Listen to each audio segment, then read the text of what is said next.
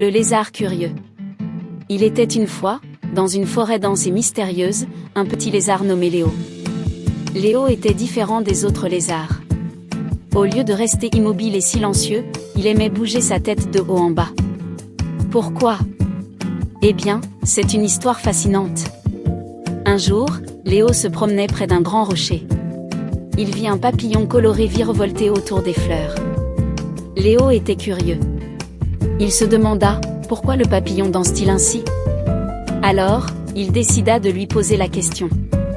Cher papillon, dit Léo en hochant la tête, pourquoi danses-tu?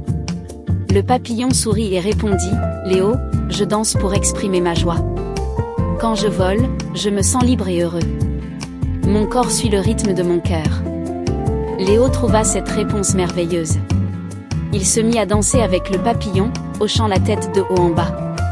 Les autres lézards le regardèrent bizarrement. Pourquoi hochait-il la tête comme ça, chuchotèrent-ils entre eux. Léo ne s'en souciait pas. Il continua à danser et à poser des questions. Il demanda à l'écureuil pourquoi il grimpait aux arbres, à la grenouille pourquoi elle sautait si haut, et au serpent pourquoi il se faufilait dans l'herbe. Chaque animal avait sa propre réponse. L'écureuil aimait la vue depuis les branches, la grenouille aimait toucher les étoiles avec ses sauts, et le serpent aimait explorer les secrets de la terre. Un jour, Léo rencontra un vieux sage, un hibou nommé Oscar. Oscar avait des yeux perçants et une sagesse infinie.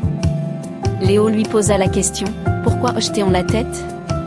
Oscar sourit et dit, Léo, le hochement de tête est un langage universel. Les lézards, comme toi, l'ont hérité de leurs ancêtres reptiliens. C'est un signe d'affirmation, de compréhension et d'approbation. Quand tu hoches la tête, tu dis oui au monde. Léo était émerveillé. Il se mit à hocher la tête encore plus fort. Désormais, il savait que chaque mouvement avait une signification. Il continua à poser des questions, à danser et à hocher la tête, apportant joie et curiosité partout où il allait. Et c'est ainsi que le petit lézard curieux devint célèbre dans la forêt. Les autres animaux l'imitèrent, hochant la tête pour dire oui à la vie. J'espère que cette histoire t'a plu. N'oublie pas de t'abonner et de partager afin d'être aussi curieux que Léo et de poser des questions. Qui sait quelle merveille tu découvriras.